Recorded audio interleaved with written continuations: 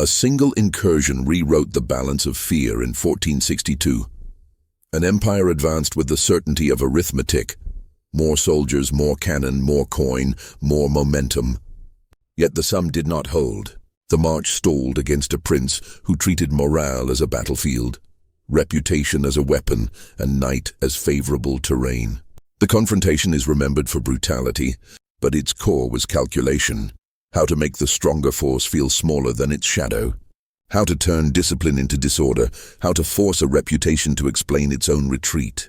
At the center stood a ruler whose name bent decisions, Mehmed II, and at the edge, one whose methods bent nerves, Vlad III.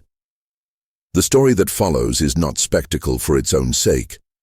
It is an operations manual for turning certainty into confusion. Begin with the premise everyone believed. Mehmed II, the sovereign who took Constantinople, could not be stopped by a frontier principality. His army crossed the Danube with institutional confidence. The supply columns extended like proofs of inevitability. The elite infantry could be counted on to form ranks in any direction. The cavalry had bled kingdoms before breakfast. Engineers reorganized geography as if it were paperwork. Numbers, systems, and experience all forecast a clean outcome. Against this, Vlad III refused the role assigned to him. He discarded symmetrical options, pitched battles, treaties that bought time, fortresses that only delayed arithmetic, and selected a different ledger. In his accounting, attention and appetite would be denied. Clarity would be removed.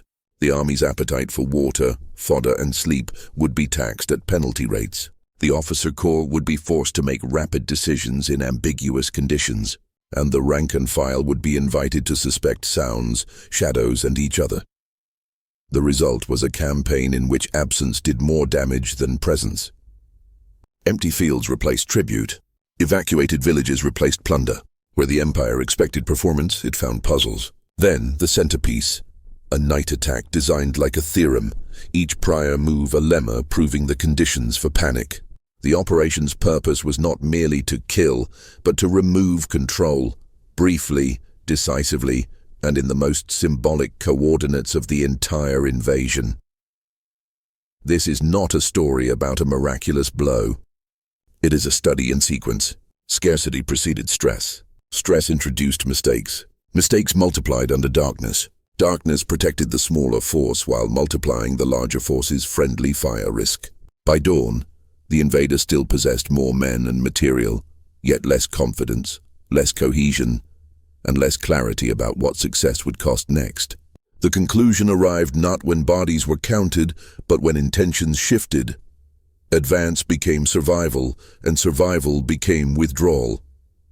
What follows is the logic of that night. The army that believed itself inevitable met a commander who removed the conditions that made inevitability function.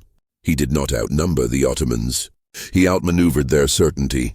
To appreciate the precision, remember the time scale. Months of preparation compressed into hours of action. Hours of action expanded into weeks of consequence. The operation's genius lies in this conversion rate.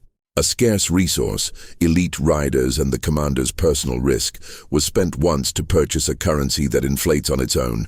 Fear retold, caution institutionalized, prestige discounted. When those values circulate inside an army, they change how orders sound and how obedience feels.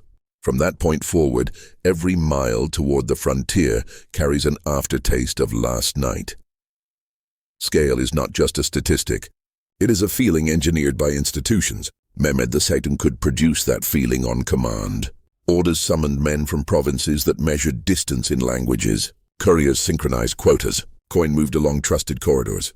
When the invasion orders went out for Wallachia, the apparatus assembled much more than soldiers. It assembled an expectation that resistance would convert quickly into administration. At the core stood an infantry that had professionalized obedience. They were drilled to treat commands as physics, to move with the economy of practiced craft, to fire, reload, and reform without performing the arithmetic of fear. Around them, clustered riders trained to cut communications by moving faster than messages could warn. Auxiliary formations answered with quantity, and attached specialists extended reach. engines to break stone, artillerists to redesign walls, and workmen to replace swamps with surfaces and gaps with bridges. Supply was the invisible rank that stood ahead of the vanguard. Grain, fodder, and water defined the map more than borders did. Boats on the Danube were receipts proving the campaign could continue. The empire did not merely plan to win. It planned to maintain winning across terrain, season, and setback. That planning had defeated cities famous for their walls. In 1462, it turned toward a principality famous for its frontier. The emotional load of such a machine matters to opponents. If an army makes the ground beneath you feel temporary and your customs feel negotiable, it is already shaping decisions. Vlad understood he did not just face weapons. He faced a schedule. Schedules reduce friction when they hold, and they become liabilities when broken. The bigger the machine, the more small interruptions cost. The greater the distance, the more every hour matters. Enumerations of units, their names, their histories, are often read as power. They also declare vulnerabilities. Professional infantry trusts formations that require light, alignment, and commands to travel on time. Cavalry expects corridors clear of surprise and a surface safe for speed. Artillery expects predictable emplacements and supply lines that forbid improvisation. Engineers expect labor uninterrupted by harassment. Clerics expect flocks to be reachable.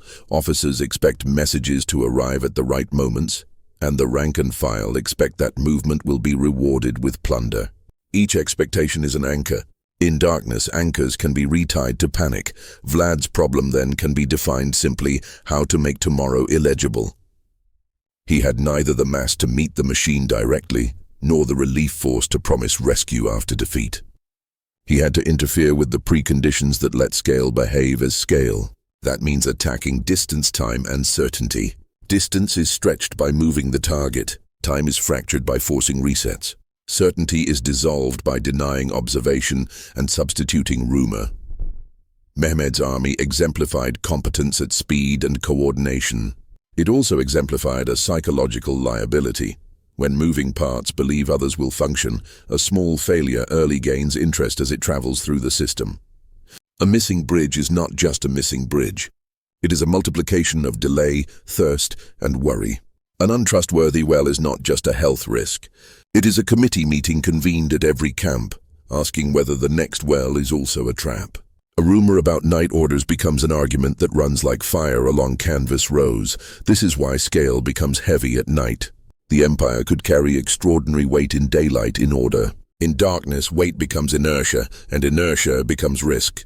An adversary who understands this can treat the night as a lever long enough to move an army that daylight would never budge. The advantage that made everything else possible was cultural fluency gained under compulsion. As a youth, Vlad was a political hostage within the system he later opposed. Hostage years teach patience, but they also grant proximity. Languages are learned not from grammars alone, but from rhythms, idioms, and the backstage of institutions. He absorbed how orders were phrased, how guards were rotated, how deference sounded when it was genuine, and how it sounded when it was staged. He learned which uniforms mattered and which merely resembled authority, which couriers were hurried because of content and which because of habit. Such knowledge becomes doctrine when distances are small and stakes are large. Frontier war rewards people who can move across categories: prince and raider, negotiator and saboteur, insider and enemy. Years later, when the Danube filled with boats and the roads with standards, he did not see only threats. He saw patterns he had watched from the inside, the routes messengers preferred, the bureaucracy's blind corners, the points where confidence encouraged shortcuts, the hours when diligence relaxed into routine. He knew the grammar that comforted sentries and the timbre that sounded like a staff officer's irritation. Resentment is often assumed to be his only fuel. It mattered, but operationally it is less important than literacy. Literacy in an adversary's routines is priceless. It tells you when trust is borrowed against the future and how to turn that debt into default. It shows you how a prohibition, say restricting movement at night, can remove flexibility exactly when ambiguity is highest. It teaches you how to counterfeit belonging, posture, pace, and the right number of words at a gate. This edge is not mystical. It is practice multiplied by memory. If your enemy uses a formal greeting at checkpoints and expects a countersign after a certain cue, you practice the cadence until it fits in your mouth without friction. If their officers cluster for counsel in predictable windows, you treat those windows as addressable targets, if not for assassination, then for noise, fire, and the scramble that follows. If their confidence rests on a narrative of inevitability, you plan the story beats that interrupt it at the worst possible hour. From this angle, the later decision to enter the enemy camp in disguise is not aberration. It is the mature expression of an education. Disguise is less about fabric than context. In a camp scaled like a city, uniforms blur and only a few details signal access. Speak well, walk as if expected, ask for directions the way an insider asks, not deferentially, not arrogantly, but impatiently practical, and gates open. Questions, when asked with the right grammar of confidence, become commands. The point is not romance. It is method. A commander who can pass as a courier collects maps with his eyes. He learns where the officers meet and what tents mean reserves. He listens for the order that will become the hinge of the plan.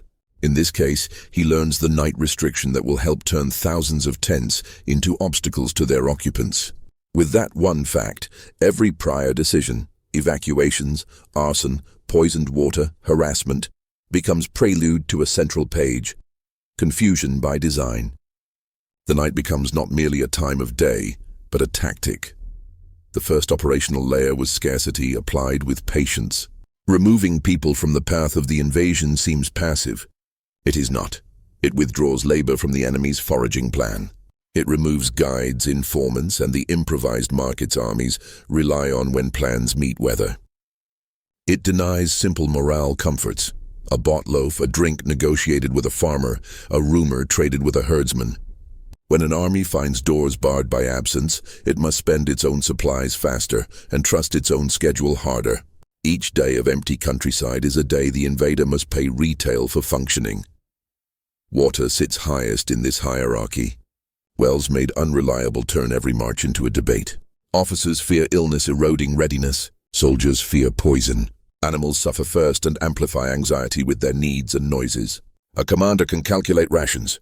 He cannot command thirst to wait. When rain is not enough and rivers are inconvenient or ambiguous, the column feels smaller than its plan. If the next day's water is uncertain, the next day's decision becomes conservative when the plan required aggression. Terrain modification is the second layer. Roads that carried commerce carry war, but a few cuts, collapses, and pits alter velocity.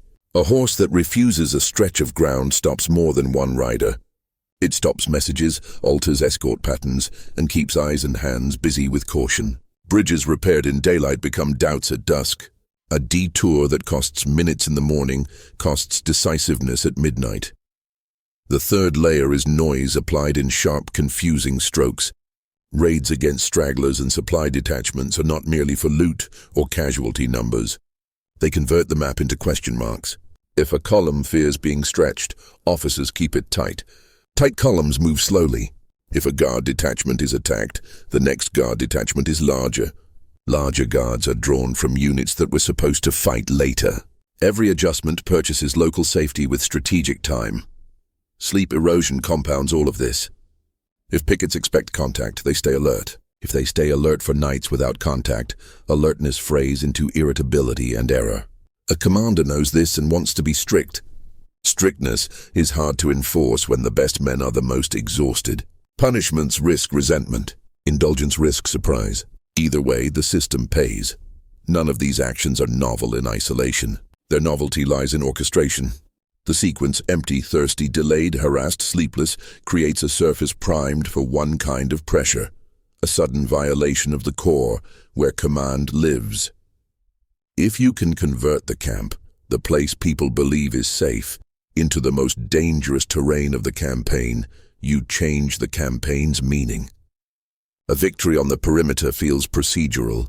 A violation of the center feels existential. Psychological measures amplify the physical ones. Messages spread because incentives demand it. Soldiers tell each other what they think protects them. If someone says the prince knows their language and walks like one of them, The statement may be false or true, but is equally corrosive. If someone says the tents must remain closed at night, obedience rearranges the relationship between space and safety. A shelter becomes a restraint. The very instrument that grants rest now prevents rescue.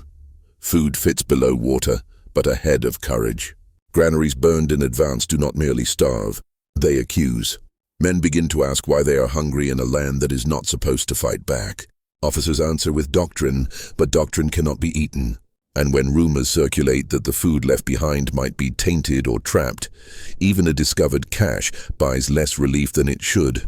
In this way, the defender reaches into the innermost arithmetic a soldier performs before sleep. Will there be enough? And at what cost will it arrive? Administration suffers too. Quartermasters grow conservative, issuing smaller allotments to stretch supply farther. Such prudence feels wise and tastes like defeat. The distance between what the plan promised and what the men experience becomes a politics inside the camp. By the end of the march's first phase, the invasion's assumptions have been taxed. The army can still fight, but it fights with less curiosity and more caution. Curiosity finds opportunities. Caution preserves positions. The doctrine that broke cities requires tempo. Tempo requires confidence. Confidence requires a story about tomorrow. The wasteland denies that story and replaces it with a riddle that is answered decisively at night. Harassment has economics. A small force cannot afford attrition that drains veterans faster than replacements appear. It must trade minutes and miles for morale and mistakes. That is why the raids are brief, chosen for angle rather than spectacle, and timed to coincide with routines. Water parties, forage details, courier relays, and the vulnerable period after a column halts, but before perimeter discipline hardens. Strike a supply train, and you achieve more than charred wagons. You trigger inventories, inspections, and reassignments that echo for days. You teach drivers to fear speed and fear stopping, which is to say you make every mile take longer. Strike a courier line, and you do not merely interrupt one message. You generate duplicates, then triplicates, then a fog of partial confirmations. The recipient grows unsure which order is latest. If two officers act on different versions, their units collide, and the confusion reports itself as enemy presence. Choose targets that compel escort growth. When every minor task requires more men, the army's fighting core shrinks without a battle. Choose angles that exploit the enemy's strengths against itself. If cavalry pursues into ground shaped to break hooves or ankles, their speed becomes a penalty. If infantry forms to chase, their tight ranks become an aiming reference. If the camp is large, make it feel larger by forcing commanders to defend too many doors at once. The point is not body counts. It is rhythm. The invader's rhythm is regularity: march, deploy, resupply, counsel, rest. Insert syncopation and the music of the march begins to sound like noise. Officers who like to plan 2 steps ahead settle for 1 step and then half a step. Soldiers who boast at noon are taciturn at dusk. A reputation for inevitability decays when evening conversations revolve around the next surprise rather than the next victory. Fear does not need volume. It needs recurrence. A single spectacular raid can be processed as anomaly. A week of small disciplined strikes that arrive from different directions at different hours cannot be narratively dismissed. The mind begins to search for patterns and, failing to find them, fills with superstition. Superstition issues unauthorized orders.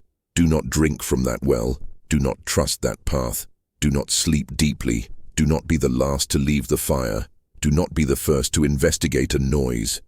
These orders compete with real ones. Training supports this economy. Riders rehearse entry and exit until muscle replaces memory. Scouts learn to grade ground by feel. What will carry speed? What will swallow it? What will betray it with sound? Leaders carry 2 clocks, one for opportunity, one for survival. The strike ends on the latter, even if the former begs for one more pass. Mercy has nothing to do with it. Arithmetic does. The doctrine insists that tomorrow's uncertainty for the invader is worth more than tonight's extra casualty for the defender. By the time the night attack is considered, the enemy has been trained to doubt. Doubt erodes initiative. Initiative is what large armies convert into material results. Remove it, and the army's size counts for less at the exact hour when size should decide outcomes. The harassment phase, therefore, is not prelude for mood. It is prelude for geometry. It places the enemy in a posture that turns tents into traps and gates into opportunities. Infiltration is narration performed inside the opponent's frame. To walk into a hostile camp and leave with the detail you need, you must convince the space to treat you as expected. The costume matters less than the cadence of approach. Arrive neither early nor late. Choose an hour when the threshold between vigilance and routine is thin. Carry the posture of someone delaying superiors by being stopped. Language completes the effect. Pronunciation is not a flourish but a credential. The right verb endings, the right impatience, the bureaucratic shorthand of a military that moves messages by habit. All of it presents a signature sentries accept. They want to pass trouble along. If the stranger looks like a messenger, speaks like a messenger, and complains like a messenger, he is allowed to be someone else's problem inside the lines. Once inside, the eye becomes the map. In a camp of that scale, arrangement tells function. The tallest pavilion facing a particular axis signals the command's heart. Stable lines locate remounts and therefore potential panics. The density of guards indicates where orders concentrate. Cooking smoke and the direction of traffic reveal where staffs convene and at what hours. These are not spy novelties. They are the readable grammar of logistics. The critical discovery is procedural, not romantic. A standing order that confines soldiers to tents at night. The intention is sound. Prevent stampedes, prevent ambushes from triggering uncontrolled movement. Maintain command lines until dawn can restore clarity. But what makes safety in theory makes catastrophe in practice when the enemy plans for exactly that constraint.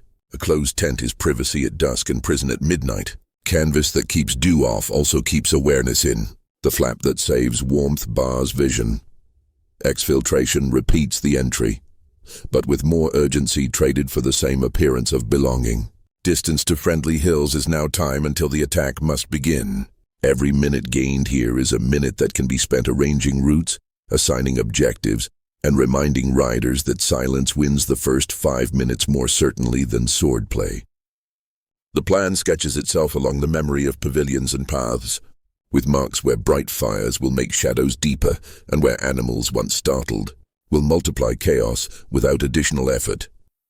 Selection of the assault force is a matter of trust under mathematics. Choose veterans who are reliable under partial information, whose training replaces guesswork with rehearsed reaction, who can ride without coughing equipment against saddles. Each rider must accept that the goal is not to stand in triumph, but to impose a minute collapse and then vanish before the morning can assemble revenge. Pride belongs to raids that leave questions behind. Timing completes the geometry. Darkness in its deepest hour reduces the advantage of formal order. Human alertness sags before dawn, and guards who have done honest work for hours are least perfect when perfection matters most. Choose approaches that turn fires into backlighting.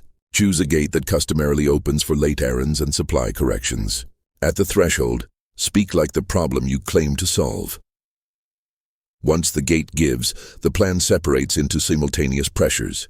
Riders split to slice ropes, scatter animals, and cut through lanes that officers use to move orders.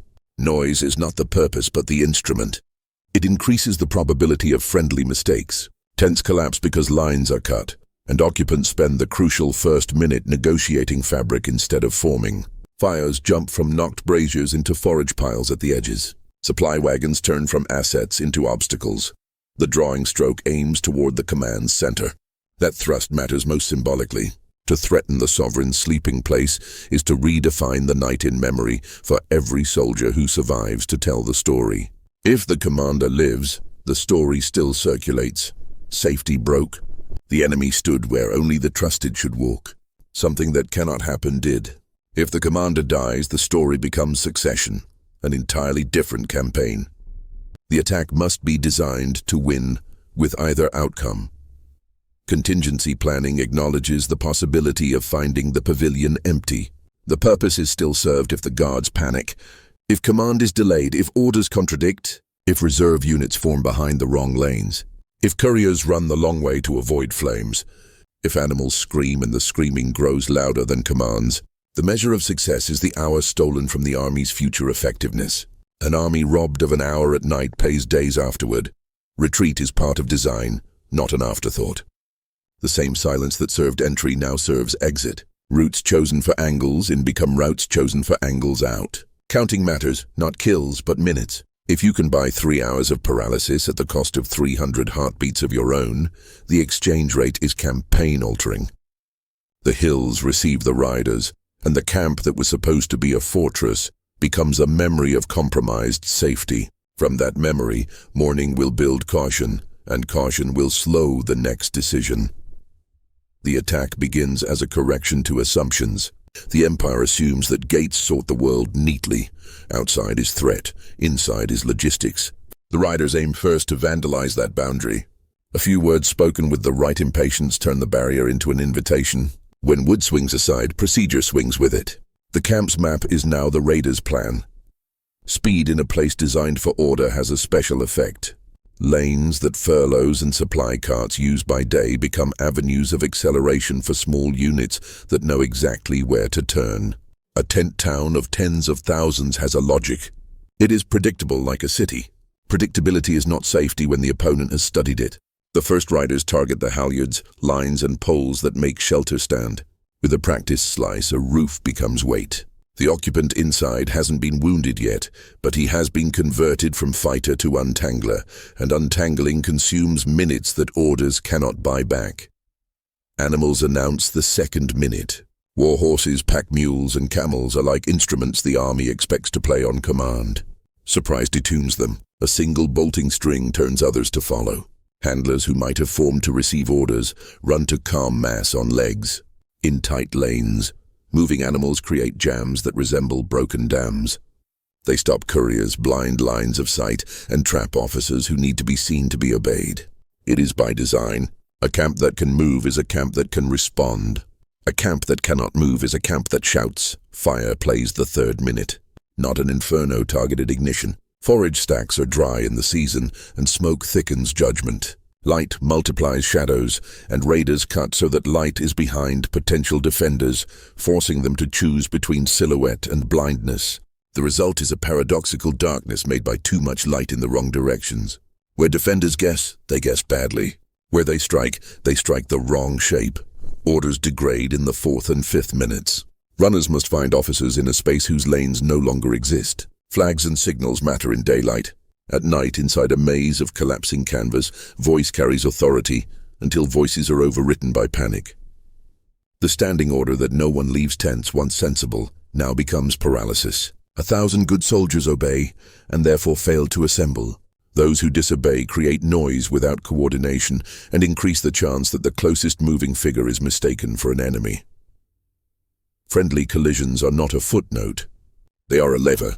When formations are impossible and identification is primitive, no fluorescent markings, no radios, a soldier's safest target is sound and motion. If 2 units converge without warning, and both have been told only that the enemy is inside, then fear supplies identification's missing work. The sword cancels doubt. A few such mistakes echoed across the hours turn rumor into conviction. The enemy is everywhere. They wear our uniforms. Trickery is everywhere.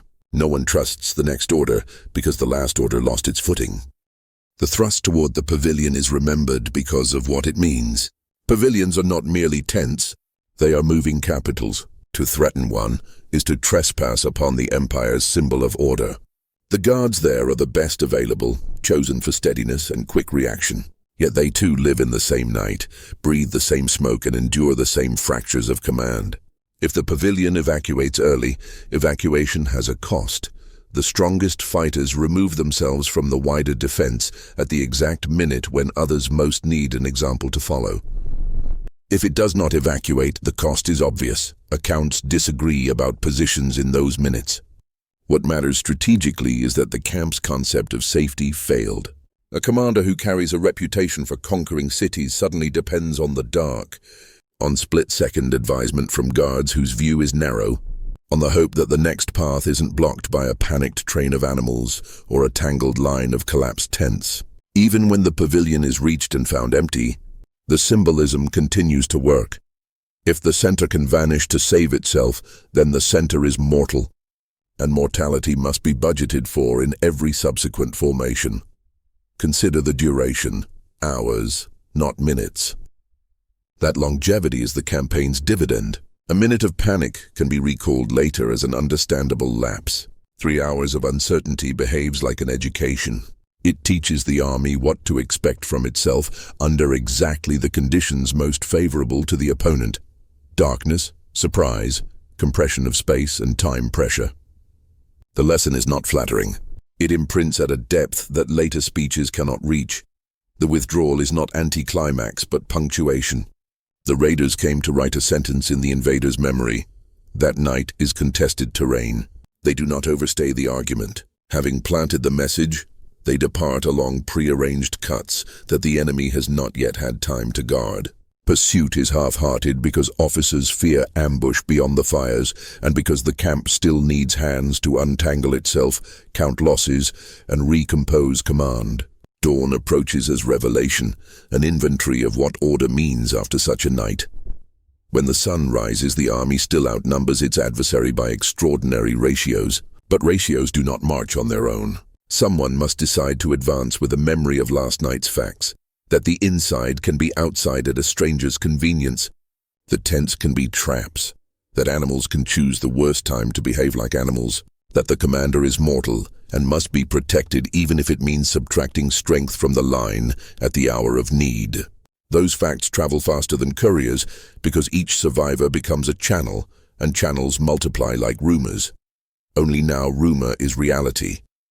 The night attack, therefore, is not evaluated by tallies alone. It is evaluated by the future behavior it creates. In a campaign where speed and certainty were the Empire's great equalizers, the raid redefined the cost of each additional mile. The army now knows that another such night may arrive after the next long march. Knowledge is heavy. It slows feet more than armor does. It persuades officers to ask for more guards than they are given, and to wonder whether the map is a promise or a dare. That wonder is the defender's silent ally. Dawn offers judgment the way ledgers do. What remains, what is broken, what must be paid next. The camp, which looked like a city the evening before, now looks like aftermath. Lines once straight curve around ash heaps. The horses that should be counted in neat rows stand where they please during panic and must be gathered before they can be tasked. Officers who slept too little must speak as if certainty were a muscle that has not tired. The best men are everywhere at once and therefore nowhere sufficiently. The immediate tactical verdict is mixed. The sovereign lives. The invader remains inland. The defenders have withdrawn without annihilation. On a crude balance sheet, the Empire argues it can resume the march. But campaign arithmetic is not crude. The hours lost in reconstitution must be paid back with water the route no longer promises, and with food whose sources have been migrated along with the populace. Wagons burned or stuck are not easily replaced deep inside hostile territory. Animals shaken by night are poor laborers by day. Every plan that assumed momentum now costs more supervision. The prince's calculus recognizes that pressing a second night in the same pattern would be greedy. He has completed the chapter he intended. Not a decapitation, but an incision across the nerve that connects numbers to confidence. To remain is to tempt the Empire to gather itself in daylight, to close lanes, to mass riders along the likely exit. The purpose was never occupation of the camp. It was transformation of meaning. Leaving now preserves that meaning. That safety was violated and remains violable. That darkness belongs to the smaller force. Withdrawal under observation must look effortless to the withdrawing and impossible to the observer. The riders fade into ground chosen earlier for cover. The invader follows a little and then stops, as much from uncertainty as from orders. Officers who might have chased hard remember furnaces of panic only hours old and imagine traps behind tree lines and folds. The camp still needs them more than the chase does. A major pursuit demands coordination the camp has not yet re-earned. Prudence dresses itself as doctrine. The campaign proceeds toward the capital it sought to claim, but fatigue has taken a corporate form. The army behaves like a firm that has survived a scandal. Technically operational, publicly confident, privately fixated on risk. Units that used to request tasks now prefer assignments that can be defended if reviewed later. Staff work becomes more literal and less imaginative. Rumors about what the defenders can do balloon, and every minor surprise is measured against last night's benchmark of humiliation. When the column finally reaches the place where the defenders have prepared their most severe argument, not a battle line, but an exhibit of purpose, the marching memory collides with a vision designed to anchor it forever. Stakes, thousands, stand as if the land itself had chosen a new crop. The lesson is not the tally, it is the intention. A commander who invests that much labor into horror intends to win by vocabulary as much as by blade. Seeing that grammar in daylight rewrites last night. The raid was not an isolated audacity. It belonged to a language the defenders are fluent in. At this point, strategy shifts from conquest to conservation. The empire may still be capable of occupying towns and demanding tribute, but the campaign's price has risen faster than projected. Reputation, once the cheapest asset because it paid for itself, now demands protection. Preservation of the sovereign's legend becomes the mission. Withdrawal then is not failure, it is capital management. The army returns across the river, carrying two truths. It lived, and it learned something it would rather forget. Symbols outlive maneuvers. The columns of impaled bodies at Targovište convert episodes into doctrine. Doctrine in this case says that terror is not a side effect, but a tool with line-item budget and logistics. Laborers cut timber, carpenters shape it, soldiers raise it, and prisoners supply the message. The cost in hours is enormous. The cost in intent is larger. An opponent willing to spend daylight on an awful display is an opponent who believes fear travels farther than patrols. The invader, trained to believe that order is contagious, now confronts the opposite contagion.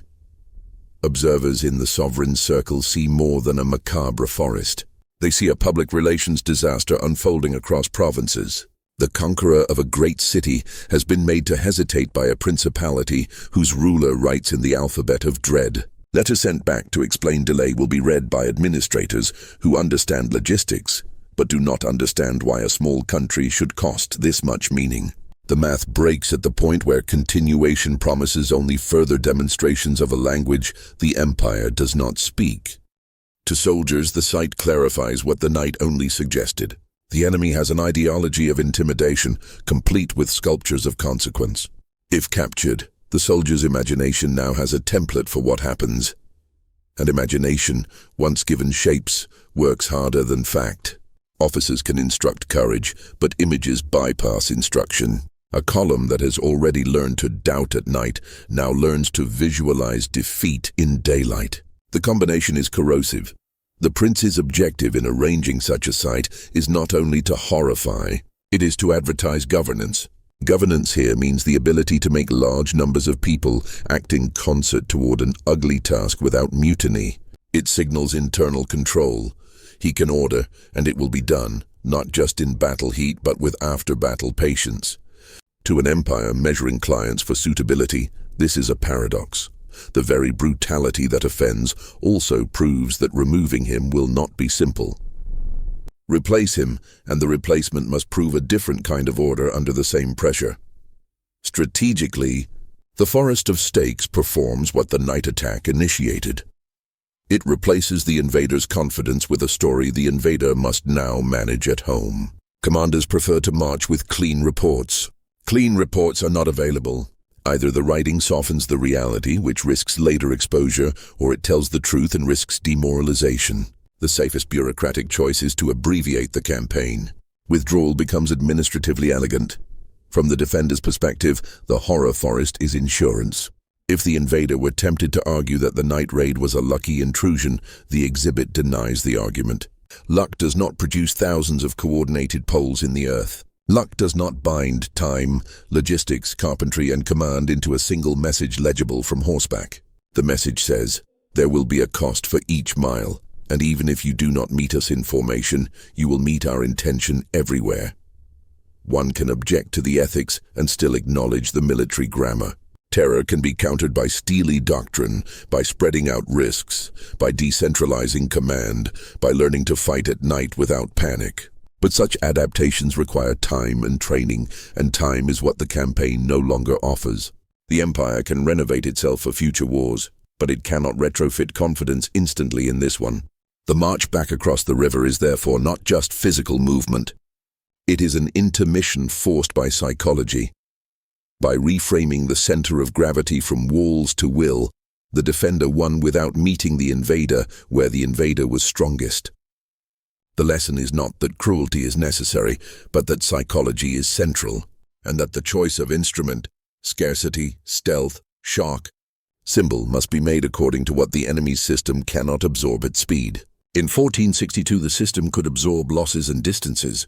It could not absorb the demolition of certainty. That is the line the stakes draw most clearly, through the mind.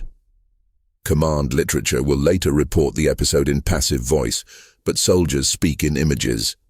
The image of a sovereign pausing before ranks of the dead spreads faster than a timetable. Veterans stitch it to the memory of a night when orders could not find legs. New recruits hear it as origin myth. This is the place where certainty leaked. Such stories create their own weather. They color forecasts, and campaigns travel inside that climate, whether commanders admit it or not. There is a method beneath the spectacle. Reduce the campaign to principles, and they read like axioms for asymmetric conflict. First, target preconditions, not just positions. A great army is a machine that converts supply and schedule into pressure. It does not simply exist. It functions because water, fodder, and clarity are present in the right ratios.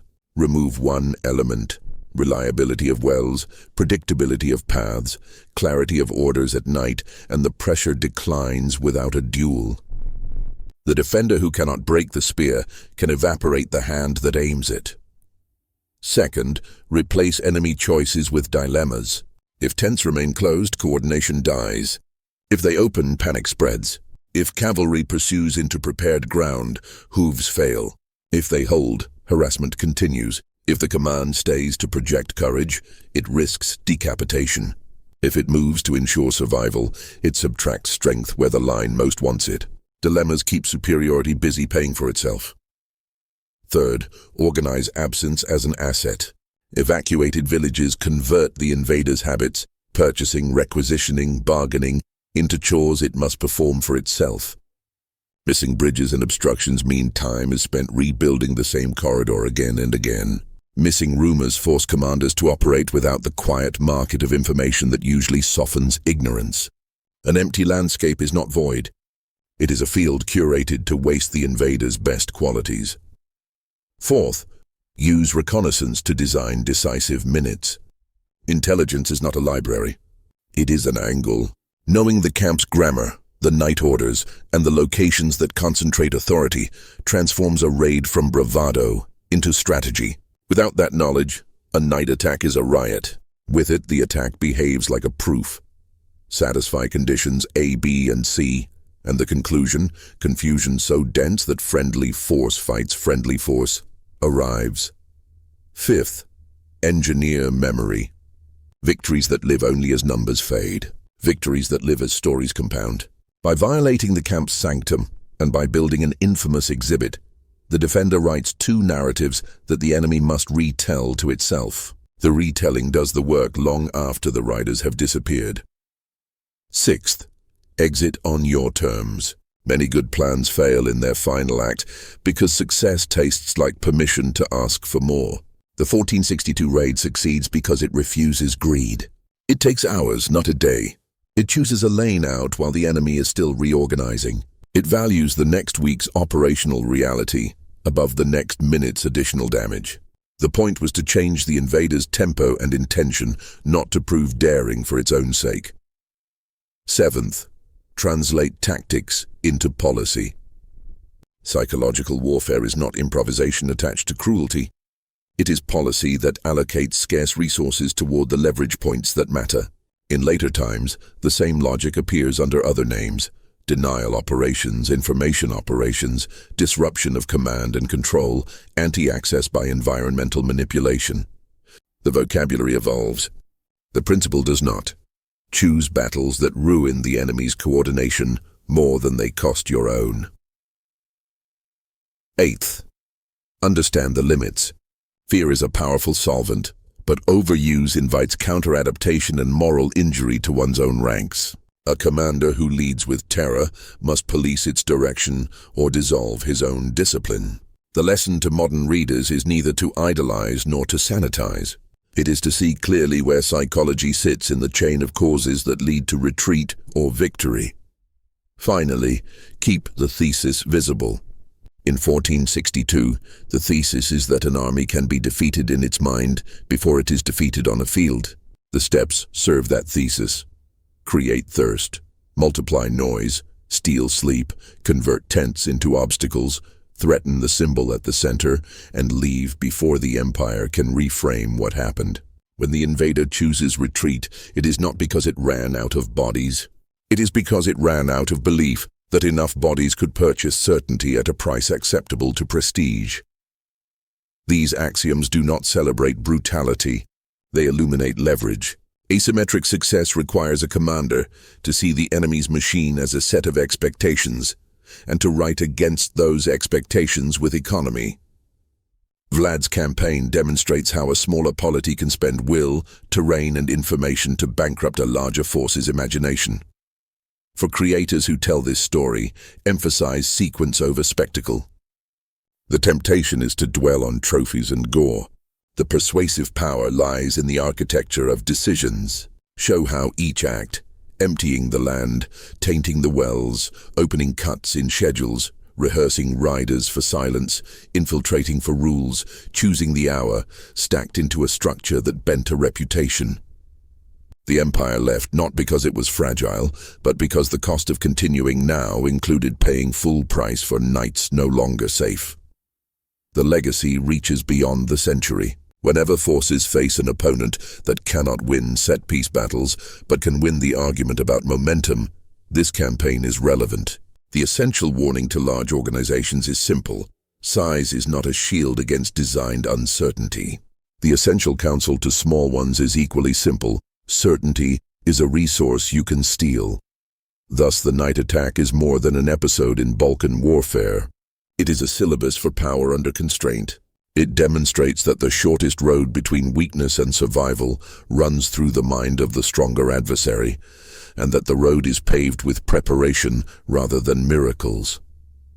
The map of 1462 still fits in the hand of anyone who needs to change the tempo of a conflict without losing the war that follows the battle.